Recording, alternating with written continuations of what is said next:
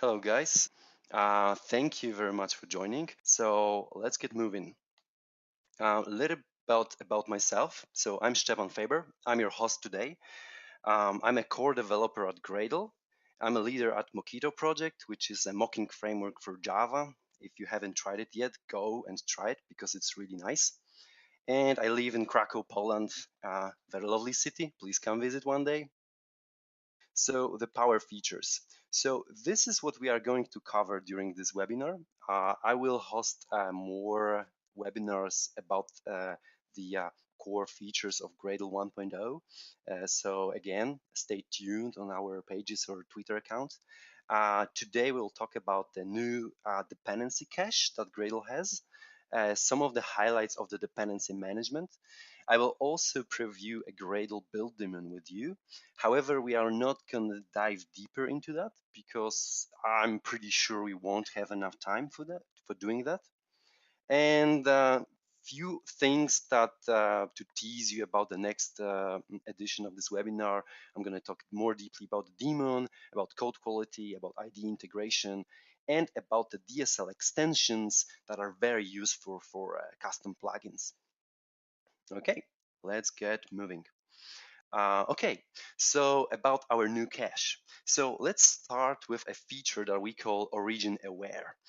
So basically, okay, maybe let's start with what the cache is. Okay, so Gradle is a build system that offers you a declarative way of configuring your dependencies. So Gradle can download it for you, and Gradle obviously will cache those downloaded dependencies for you, so that the build does not download them all the time, and you are not wasting time.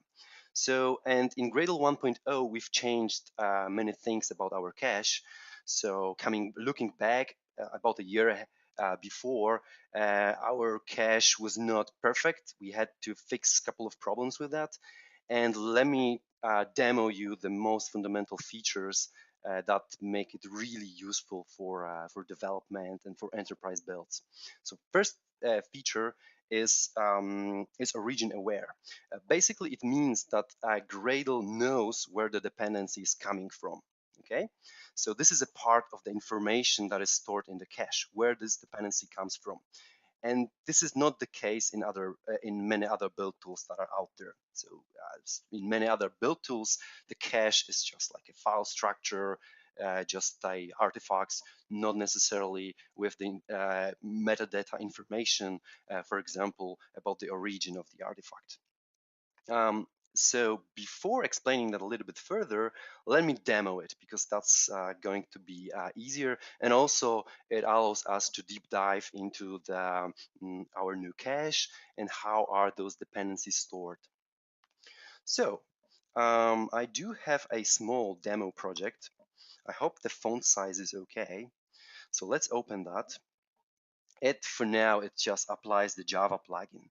So let's demo some very basic thing like the origin aware feature. So let's say we configure some repositories for this Java project. So repositories, and we're going to have a Maven Central here. We are going to have some dependencies. And in the dependencies, we will have, for example, a test compile dependency, org, Mockito, all 1.9.5 RC1, which is the latest and greatest version. Let's write a small task that will print those dependencies for us. Print dependencies.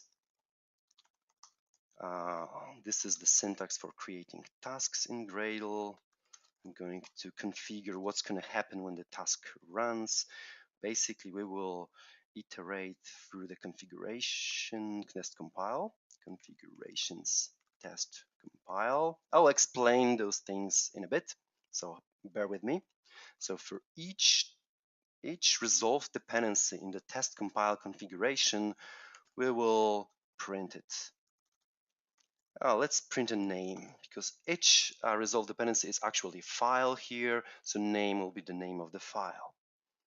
So let's run it now.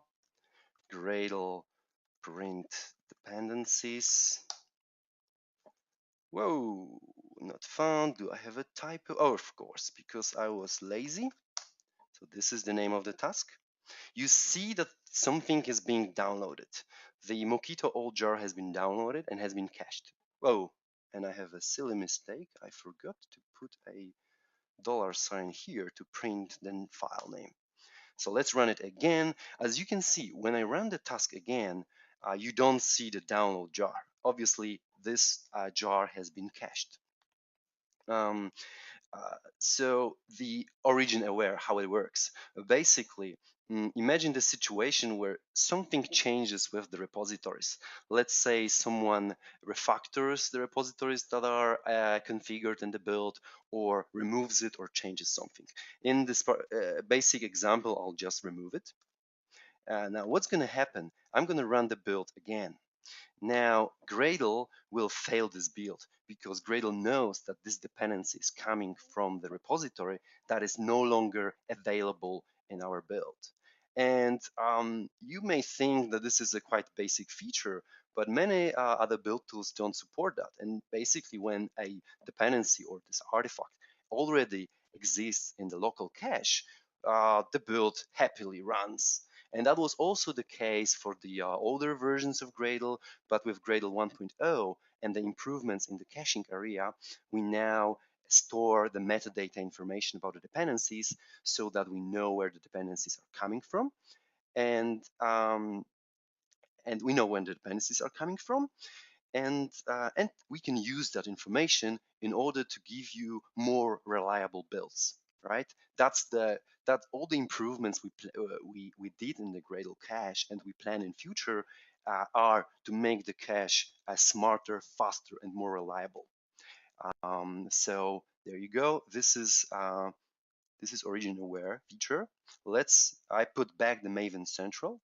I'm going to print dependencies again. And right now what I'm going to do is I'm going to change this task a little bit so that it will print the entire file. So when I run it, it'll show us the location of this artifact that is needed. Now, don't be daunted by the fact that the location looks a little bit scary. It has some numbers here. Hey, my Maven repository was some simple. I'm going to explain it in a bit.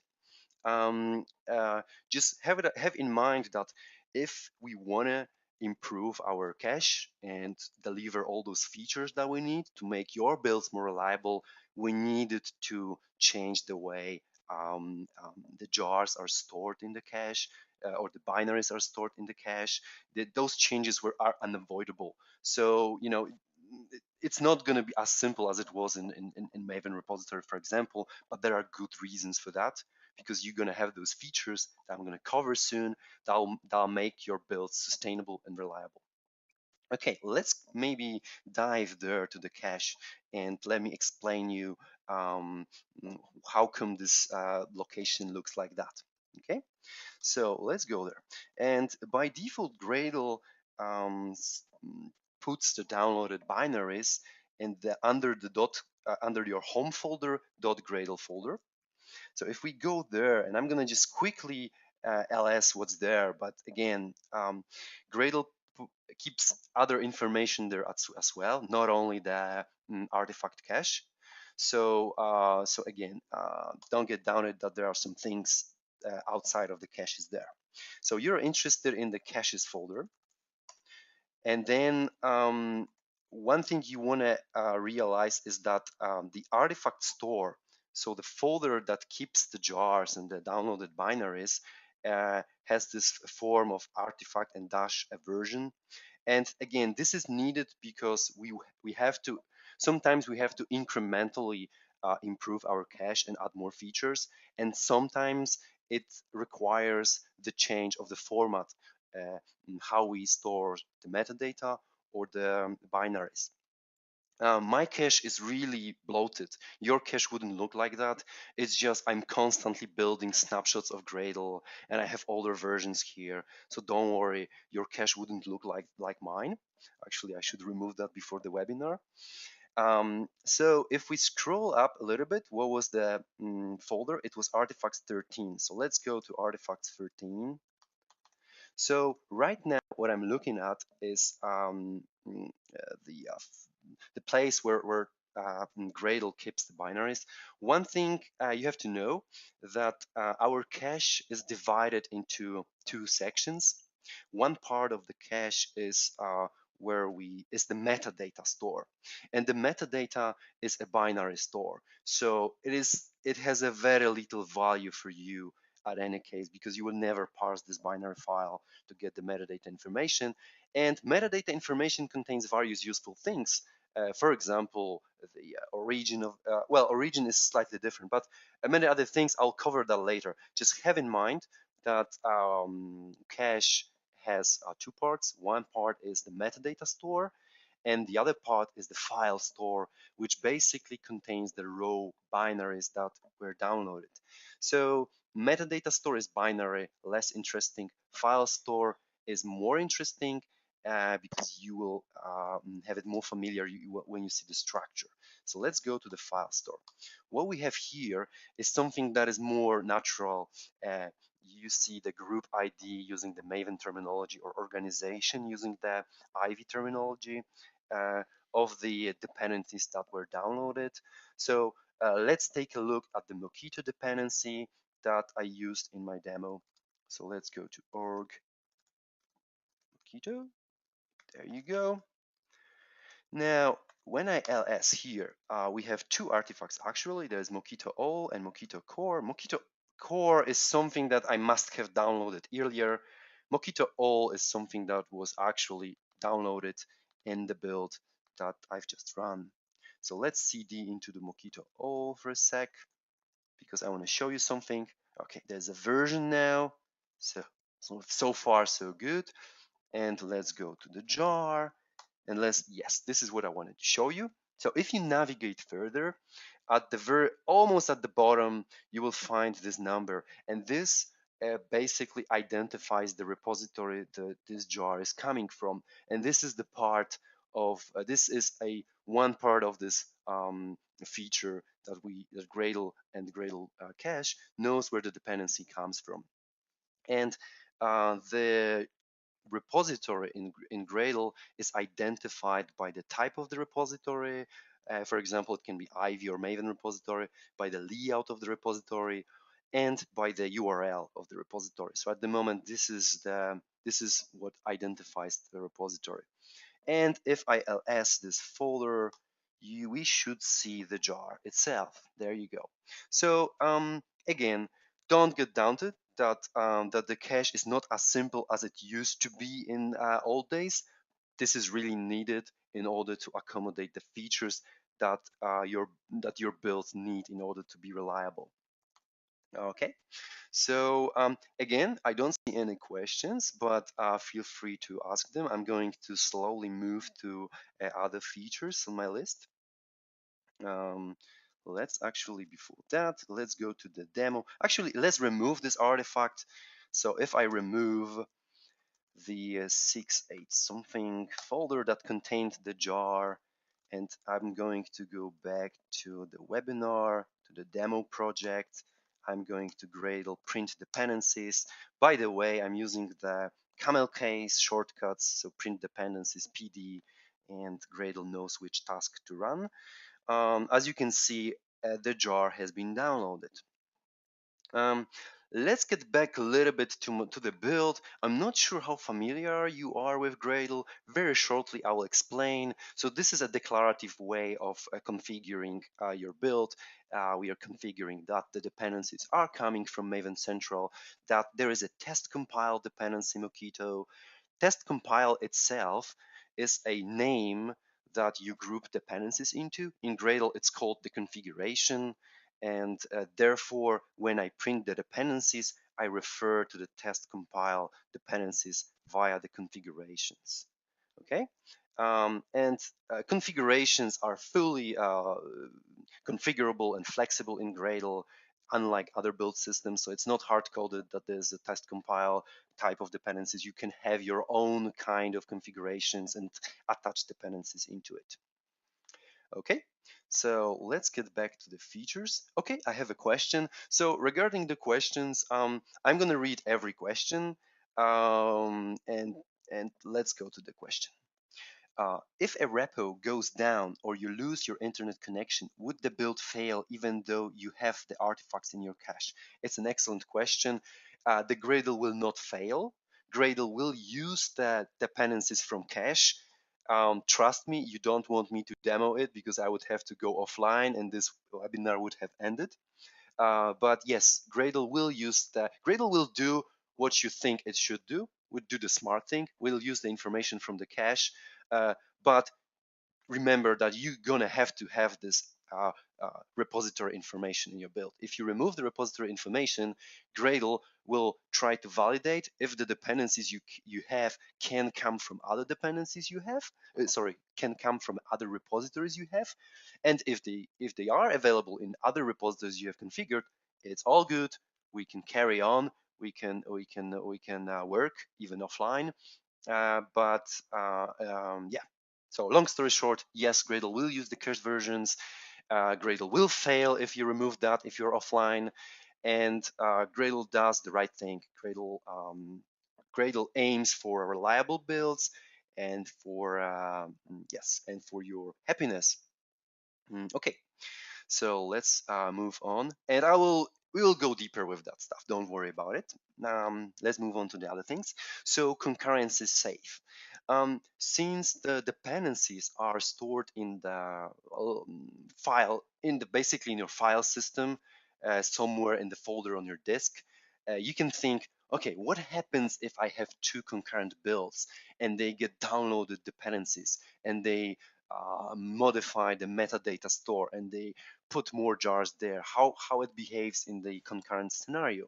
So Gradle 1.0 behaves very well in the concurrent state, so you can freely run your builds in parallel, be it separate builds, be it the build in the same folder. It's all good. The cache is safe. Nothing bad can happen with and everything is good.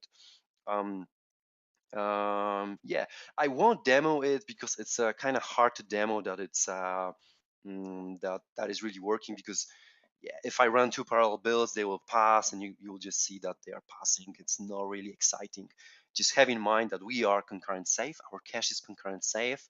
And again, I want to contrast with certain other build tools that are not quite there yet.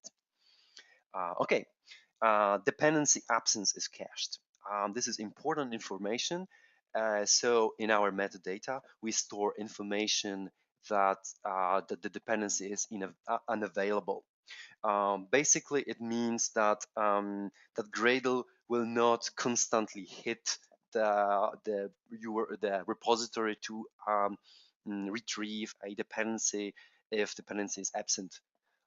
There are ways to force refreshing of the dependencies, and I will get to that later. But have that in mind, that the dependency absent is also cached, which for you means that the builds are faster. We have less remote hits. Okay, the next feature is improved change detection and reduced artifact downloads. And I'm going to demo a little bit from that. But have in mind that we put a lot of effort into detecting whether the dependency has changed on the remote repository to avoid redundant downloads. And the basic algorithm uses the checksum. So if your repository provides the checksum of the dependency, Gradle will compare the checksum, and if the checksum matches with the artifact that we already have, Gradle will not re-download it again. It means faster and faster builds. And I'm not sure what previous Gradle versions have you used, but if any of you, for example, is still using Gradle Milestone 3, which is about a year or year and a half old, and if you migrate to 1.0, you would see that you would really appreciate how faster Gradle is regarding the downloading the dependencies. The improved change detection mechanism not only works with checksums, so we take advantage of other means of providing the information whether remote resource has changed. For example, we use the e-tags mechanism. It's a part of the HTTP protocol. I'm not going to dive too much into it. Just have in mind that that there are other ways we can find out if the remote resource has changed, and if e-tags are not provided by the repository, we also use the combination of the content length and the last modified date, which is another way of finding out whether the artifact has changed out there in the repository so that we can avoid downloading it if we already have it. Okay, so another thing is we also reuse the previously downloaded artifacts. Um, this is driven mostly by our users who complain that when they upgrade to the newer version of Gradle, suddenly the build is really slow because it again downloads all the dependencies. And why does it download those dependencies where they are already downloaded, right? So I see someone ask question. Let me just finish my thought and I will get back to the question. So right now, Gradle happily reuses the artifacts that were retrieved when you are using the older version of Gradle or a Maven repository. If you have a Maven project or you migrate from Maven build into Gradle, you will notice that Gradle will reuse those dependencies.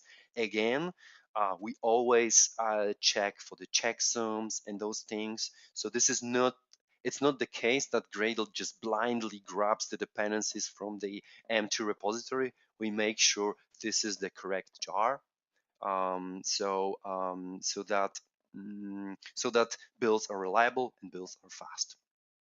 And I'm going to demo this feature in a second, but I have a question that I would like to ask. Okay, so I'm going to read the question aloud. During development, I want to be able to change a jar that my project depends upon without publishing it to my repository. Can I just replace the new jar in my local cache? So yes, you can replace, well, not quite. Because you see, we check for the checksums, so just replacing jars will not just just replacing that will not work. However, don't worry about it because I'm gonna show you. It's part of my demo.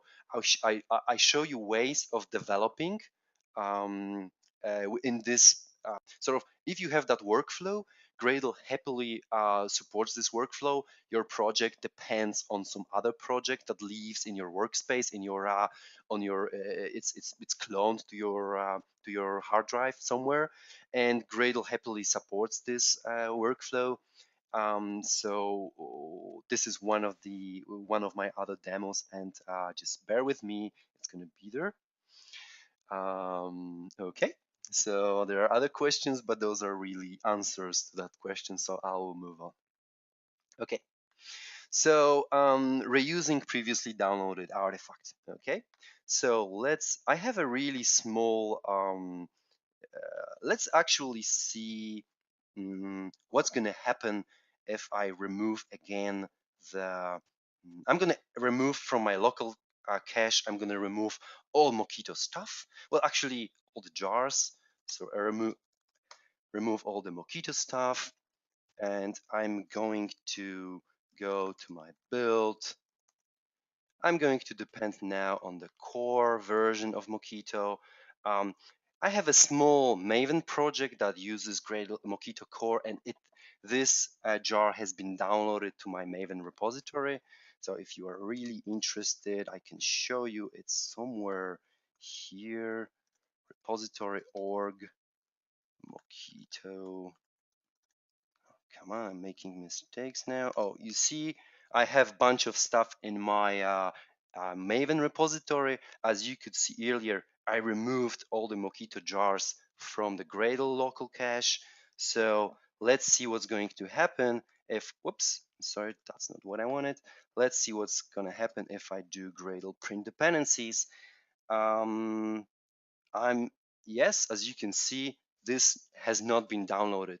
So we quite eagerly print at the default logging level when things are downloaded. As you can see, Gradle very quickly resolved those dependencies, and we didn't see any logging um, related to downloading this stuff. So you can see that it has been grabbed from the Maven repository. And if you're really keen to make sure that this was really the case, I'm going to again remove all the Mockito stuff, and I'm going to also remove all this Mockito stuff from my Maven repository. Okay, because it's .m2 repository org Mockito. Now, when I run the build, I, I lost all my jars from Gradle cache. I don't have it in my Maven repository. And there you go. Things have been downloaded. As you can see on the default logging level, we downloaded things. So this is an example where we appreciate our users. We want your builds to be fast. We want your migrations to be smooth. And we want to avoid redundant downloads. Okay, I'm gonna look at the question again. Um, okay, this is not really a question, so I will skip it, or at least I don't understand this question. Okay, so let's move to the another feature which will allow us to cover a pretty advanced topic, which is dynamic dependencies and changing modules. Okay, so let's move on. So actually, let's spice up our example a little bit. So our demo application actually has a one Java class. It is a demo Java, which basically has a single main method that just prints out the toString of the webinar class. And the webinar class comes from some kind of a webinar application, which we don't have yet, but we will soon. So I do have, hang on, let me see, where am I? Okay, I'm in the demo. I do have a webinar lib application. Let's cd to that webinar lib application. Let's just quickly see what's the webinar. Webinar is a class that just says I'm happy. A webinar class is a part of a different project. It's a completely different project. Don't mix that up with the Gradle multi-project build. We just have some separate webinar lib application that contains a webinar class. Let's take a look at the build.gradle file in that webinar lib application. It has the Java plugin and the Maven plugin. It has a little bit configuration to make it possible to upload to the local Maven repository. So I decided that my fake local Maven repository is going to be under user Stepan sites Maven repo folder.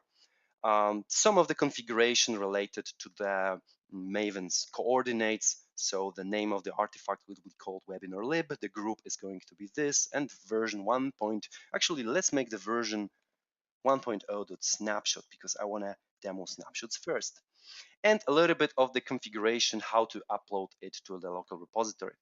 So before going further, I want to tell you that the sites folder is chosen because I wanted it to be available in as a HTTP repository. So on my Mac, I configured it to serve the Maven repo folder from sites as a HTTP file server. So let's take a look there. Local host, and this, oh, sorry, not like that. And that's going to be Stepan Maven repo. Oh, no, that's not what I wanted. Localhost, again, Stepan Maven repo. It has some stuff there, so let's remove it first. So let's go to sites, Maven repo. I'm removing that. I'm going to refresh in my browser. As you can see, nothing there.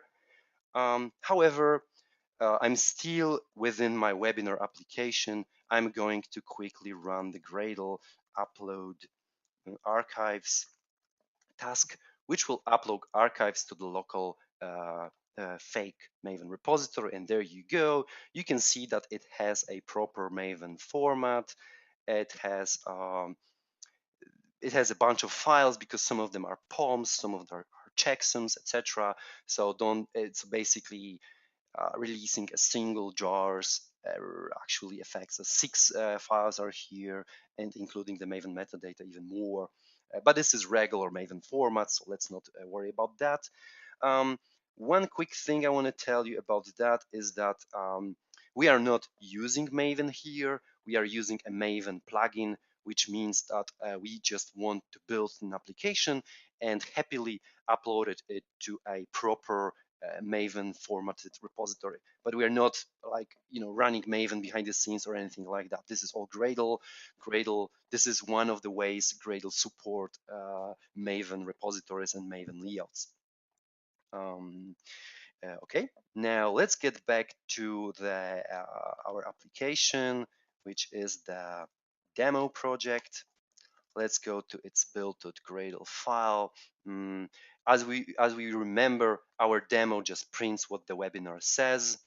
So to make it easier, I'm going to use the application plugin. If you just want to know how the application plugin works, you can just ask Google Gradle application plugin. Usually the first result is good.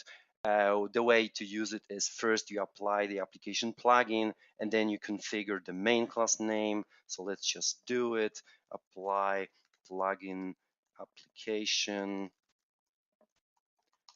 We need to configure the main class name. In our case, the main class name, let's take a look here, is demo. So let's go here, demo. Now, since we added a new plugin to our build, I'm going to quickly run Gradle tasks, which will show us that we should have more things now. As you can see, we have application tasks. This is a new thing introduced by the plugin. There's a run task. Let's just run it. Gradle run. Whoa! Okay, compilation has failed. We don't know where the webinar comes from, obviously because we haven't configured the dependency. So let's configure the dependency. So it's going to be a compile dependency because this is a regular class.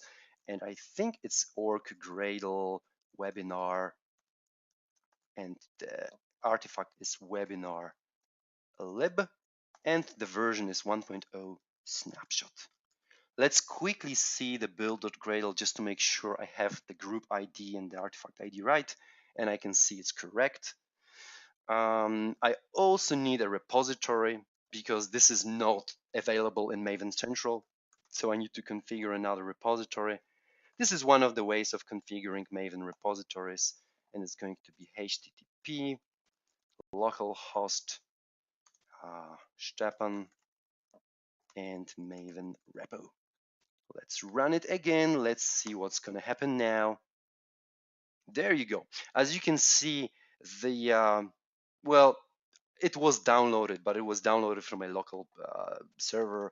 But you can see the log output shows you what files has been downloaded. And the application plugin, what it does, it basically runs your main class. Well, it does other things, but I'm utilizing just this single feature of it. And we see that the webinar says I'm happy. So now the fundamental question, I'm going to change what the webinar says. So I'm going to go to webinar class, which is a part of a different project. And I'm going to say, I'm very happy. And then I'm going to quickly go to the webinar project and I'm going to upload archives again. I'm going to upload because obviously I've changed the thing. I want to upload a new snapshot. Let's take a look at my local fake repository. As you can see, we have more files here. And then let's go back to the demo project. Let's run Gradle. Where are you? Gradle run. What's going to happen? The webinar still says I'm happy. What's going on? Is it broken? No, it isn't. This is the caching mechanism. So the snapshots are also cached.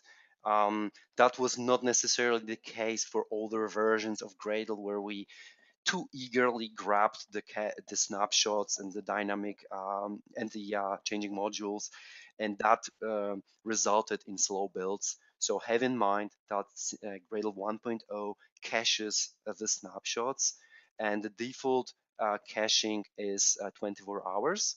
So if we have this webinar tomorrow morning, tomorrow 1 hour later, it would say I'm very happy because it would download the new version. However, you might be interested in forcing Gradle to grab a new version, and one of the ways of doing that is a command line option that has been introduced. Oh, sorry, minus minus help. That has been added. It's called refresh dependencies. So let's just use it. So Gradle run refresh dependencies.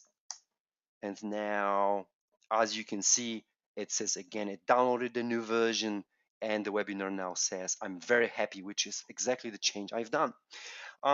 Obviously, in the real life, you wouldn't do refresh dependencies all the time, because in the real life worlds, in the builds, you would this will be very slow because it might happen that Gradle would download other things.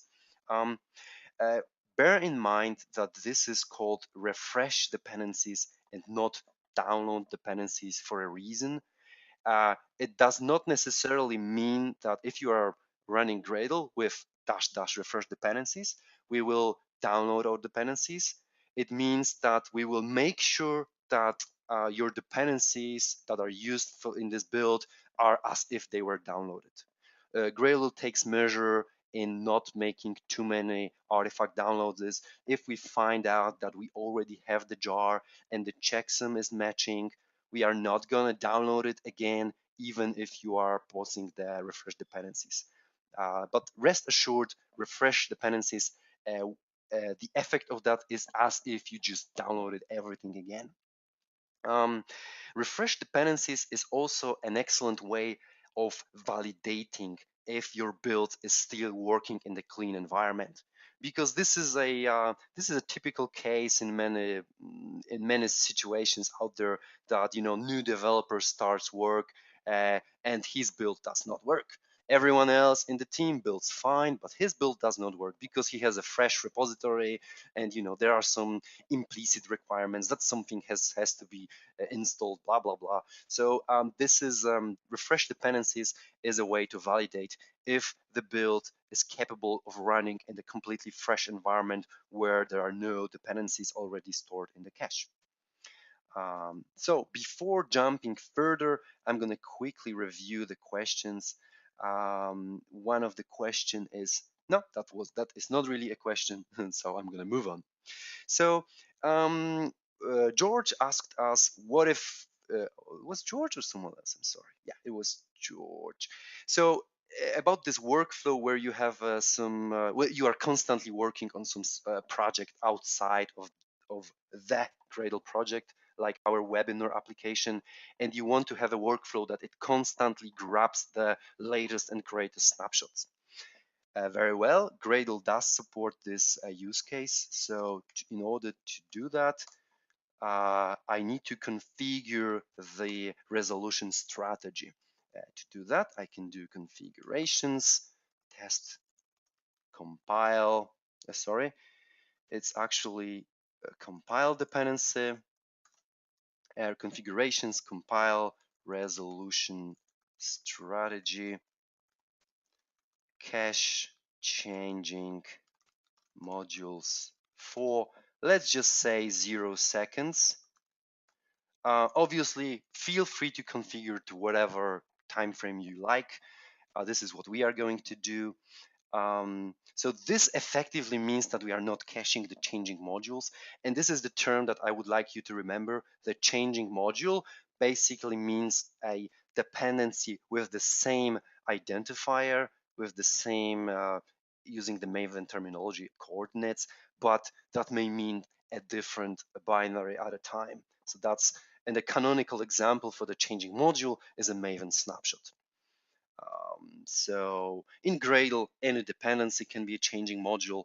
To compare that to Maven, in Maven, all the dependencies that have the naming convention that ends with dash snapshot are changing snapshots. In Gradle, those are changing modules.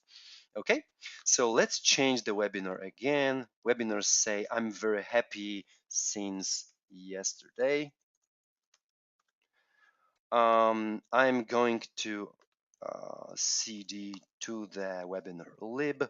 I'm going to upload archives again, so the new snapshot is there. If we go here, we can see more snapshots. Let's go back to my demo application. I'm going to run it, but bear in mind that I'm not using refresh dependency. I'm just running it. As you can see, it grabs the latest and greatest snapshot, and you can see it's downloading it. To prove that it's really working, I'm gonna say since last week. The webinar is happy since last week. Let's run upload archives. Let's go back to the demo. Let's run again. As you can see, I'm very happy since last week. So you now have this workflow. You change the snapshot, immediately Gradle grabs the latest and greatest version. One thing I want to stop here is that the reason I'm using a local HTTP server is that I wouldn't be able to demo it with just a folder on the disk, because by default, Gradle repositories that refer to a local files. So for example, if you have a file somewhere on your file system, sorry, whoops, I'm really sorry. The dependencies that are coming from those repositories are not cached. This is the default we are happy with. We might improve the surrounding features a bit, but have in mind that there is a good reason I'm using the local HTTP server. Local folders are not cached if you happen to configure some kind of a repository which happen to be some kind of a folder on your file system, but not really a HTTP resolvable resource. Okay, so let's go back, because I want to talk about a dynamic versions now. So we talked about the changing modules. Let's talk about the dynamic versions now. So let's go to the build.gradle that releases the webinar lib. What if I want to release the version 1.0.2? And let's say the webinar say I'm very happy since last month. Now what I'm going to do is I'm going to go to my, hang on, I'm going to, nope, sorry, I got confused a little bit. I'm going to upload again. I'm going to upload archives. If we refresh a little bit, you should see that we now have a 1.0.2 version. And if I go to my build.gradle demo project, I'm going to tell it to use version 1.0.2. I'm going to run it again. I'm going to, well, obviously, if I'm going to run it, you're going to see that this is picking up the new version. However, what if you want to use whatever version is out there, but it has to be 1.0, but the minor version you are not really interested in? So let me show you how it works. So let's release another version. So now let's release 1.3 version. Hang on a second. Okay, so let's get back. The reason why the webinar says I'm happy is I'm pretty sure it picked up all the stuff that I have that I must have installed. But let's use the version 1.0.3, and in my build.gradle I will use whatever version is out there. Just grab the latest and greatest.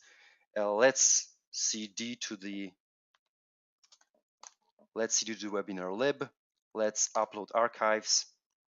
I'm gonna go back to the demo project. I'm gonna do again Gradle run.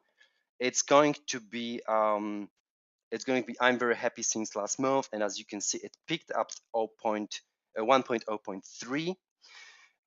Again, the reason I had before I'm very happy, don't get the problem is that I had some previous version out there when I was toying with that material, so don't get caught up by that. But for the sake of the demo, what I'm going to do, I'm going to now release version 0.4, which is going to say I'm very happy since last year. I'm going to upload archives. I'm going to go back to my demo project. I'm gonna do Gradle run, and then what you can see, it hasn't picked up the new version. I'm very happy since last year it hasn't picked it up because again the dynamic versions are cached for 24 hours by default. If you want to change that default, you can easily do that in Gradle. You have a DSL for that, cache dynamic versions for 0 seconds, which effectively means don't cache dynamic versions. Now if I do Gradle run, it says I'm very happy since last year, and I'm gonna skip demoing the next version because I'm short on time. I want to demo you other things, but have in mind that what is the dynamic version in Gradle terms. This is a version that is a dynamic. So for example, it can be configured in your build using some kind of a plus sign, a wildcard, and Gradle will grab whatever is latest, but there is a caching mechanism that also works for that. Caching is needed for those kind of dependencies too, because your builds must be fast and snappy. So there's a good reason for that. You can tweak the caching using the DSL here. If you want to configure the resolution strategy for all configurations, you can also do that. There's a slightly different DSL. You can do it like that. So for all configurations, configure the resolution strategy. The great thing about this all way of configuring all configurations is that even if you add some new configuration after that statement in some other plugin or somewhere, it'll still work. So Gradle is really good at making sure that there are no interdependencies between the order of statements in your build. So this configuration will configure it for all the configurations, even the configurations that haven't been yet added to your project. Okay. All right. So that was the caching. Hang on, where's my presentation? There you go.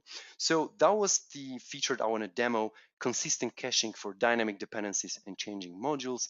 Let me take a look at the questions that you might have had.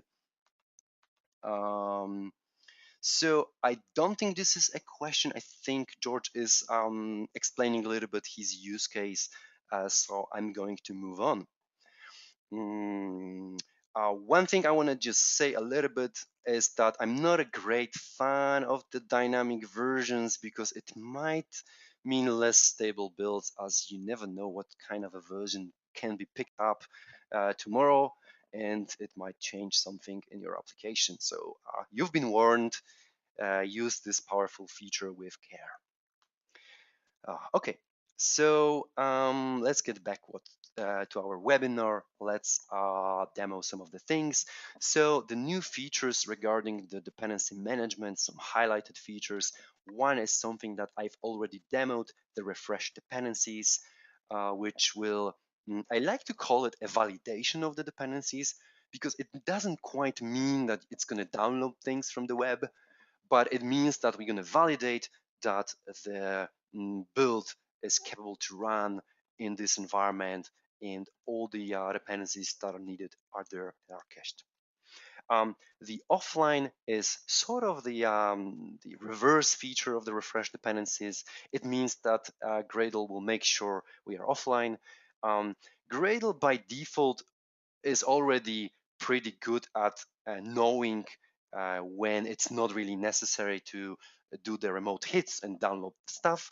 But if you want to force the offline build, for example, you have a lot of snapshot dependencies, you haven't been building since a couple of days, you are on the train, you are trying to build, Gradle finds out that your snapshots have expired, Gradle wants to download things, so you can use the offline flag to tell Gradle that, hey, don't be so keen on going out to the web. I'm on the train. Just let my build pass so that I can work.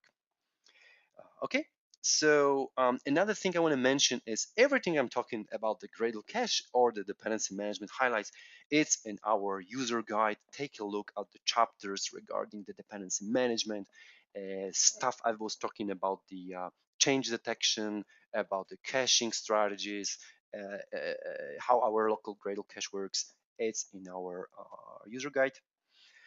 Okay, cool. Strict conflict resolutions and forced versions. So this is quite interesting, and that's probably going to be the last feature I'm demoing. To demo that, I'm going to go back to a slightly different project. It's called conflict resolution, as we can see. I'm going to edit build.gradle. Whoops, where am I? I'm in the conflict resolution. Okay, cool, because I want to go into the consumer project. Let's go to the build.gradle to show you what it's there. So again, I'm using a local fake repository that smartly grabs the username. But this is, I'm using again the same repository. So we have a configurations. We have a summer configuration, winter configuration, and season configuration. And summer requires a summer application. Winter has associated a dependency of a winter application, and there is a seasons configuration that attaches both of those applications. And the key factor here is that those applications, they have a common dependency, but with a different version. So in order for this build to work, I first need to upload to my local fake repository those applications. Okay, so for that, I'm going to go to producer object, and I'm going to just do Gradle upload archives. So I'm not going to dive into what's going on here. Just have in mind that those applications are built there. I'm going to go back to the consumer. I'm going to run Gradle dependencies, and let me show you what's going on here. So as you can see, let's actually start from by the way, Gradle dependencies is a very cool task to show you all the dependencies, but basically it lists all the configurations and shows you the dependencies attached to those configurations. And also it shows in this nice ASCII arted hierarchy the transitive dependencies. So the seasons configuration has attached the summer application. The summer application itself depends on some library with version 2.0. So let's actually skip the seasons for now. Summer configuration requires the summer application, which needs some library with version 1.0. Winter application requires the some library with version 2.0. So as you can see, they require the same dependency because it has the same group, the same name of the module or the artifact using the Maven terminology, but with a different version. The seasons configuration contains both of those applications. So you can see that the mechanism for resolving conflicts has to act, and basically by default, Gradle uses the newest version. So default conflict resolution in Gradle is grab the newest version. 2.0 is newer than 1.0, which means that the seasons will use the some library with version 2.0. Yes, that's the default conflict resolution. And why the conflict resolution is necessary, because you don't really want to have the same artifact with different version on the same configuration, or using the Java terms on the same class path, because it means all sorts of weird trouble in runtime or even earlier at compile time. So conflict resolution. Let me show you a little bit what you can do in order to force Gradle to use a different version than 2.0. So to do that, again, I'm going to use the resolution strategy. So configurations, resolution, seasons, resolution strategy. And here what I'm going to do is I'm going to say force the org demo some library with version 1.0. Now let me run this. So we are telling Gradle, if you encounter the some lib dependency while resolving the seasons configuration, you have to use version 1.0. As you can see, it has changed. Now the seasons configuration has the 1.0 version attached. So this is how it works. As it happens, I also have version 3 uploaded to my fake repository. So I can say, hey, use version 3. So this is possible. So even though summer app needs 1.0, the winter app needs 2.0, I decided that I'm going to use 3.0. This is this forcing mechanism. So forcing mechanism is not quite coupled with the conflict resolution, but it's related. So let me show you how it is related. So right now I'm going to remove the forcing. So I'm not forcing any version. I'm going to just use whatever Gradle picks up by default. Just by the way, I'm short on time, but we should not finish this. I should be finishing in about 7 minutes, so bear with me for 5 more minutes. Thank you, and sorry that it's taking longer than usual. Okay, so the default conflict resolution, grab the newest version. I want to use the fail on version conflict. I'm going to say that Gradle should fail on the version conflict, and I'm going to run Gradle dependencies, and it says, hey, we have a conflict. The seasons configuration can't be resolved. We have a conflict between 1.0 and 2.0, and this is where you can use, if you want, forcing mechanism to resolve this conflict. And I'm lazy, I'm gonna just copy paste. I'm gonna copy paste the 1.0 because resolving it to 2.0 does not make sense because it's basically the same as the newer conflict resolution. So now let's run it. It should pass. As you can see, the conflict is resolved. One other thing I want to show you, if again you want to force this particular version, or you want to use this conflict resolution mechanism for all configurations, you can do it easily using the all syntax. So you can do something like that. There you go. Now, as you can see, it's going to change. So right now, summer application is using 1.0, winter application is using 2.0. When I do Gradle dependencies, as you can see, summer configuration uses 1.0, winter configuration uses also 1.0. So the forcing fail conflict can be used on all configurations if you like, and this is the way of those are the new features in the dependency management area.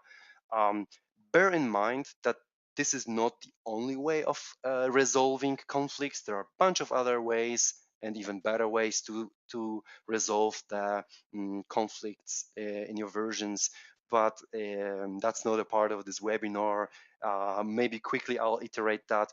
You can change those applications and let them agree on the version that is going to be used. You can declare a first level dependency in the consumer object here in seasons with the desired version of this transitive dependency.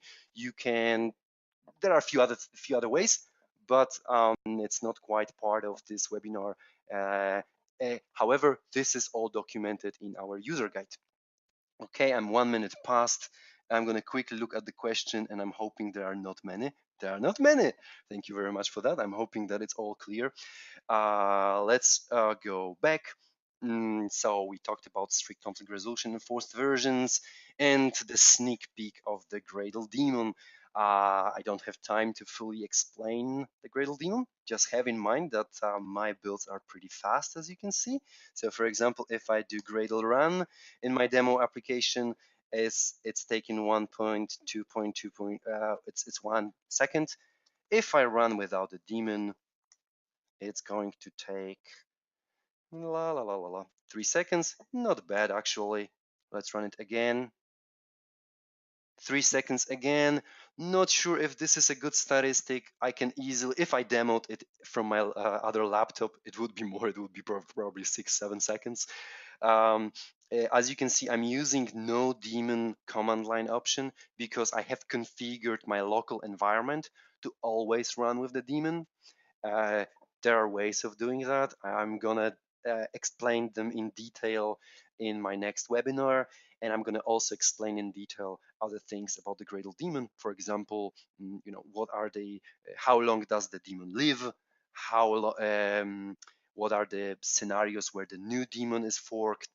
And I'm going to also talk about future plans and how Gradle Daemon will revolutionize your builds and it will make them so snappy, so fast. And since I was rushing at the end, I kind of forgot to actually explain what the Gradle Daemon is. So sorry about that. So Gradle Build Daemon is a long-running process.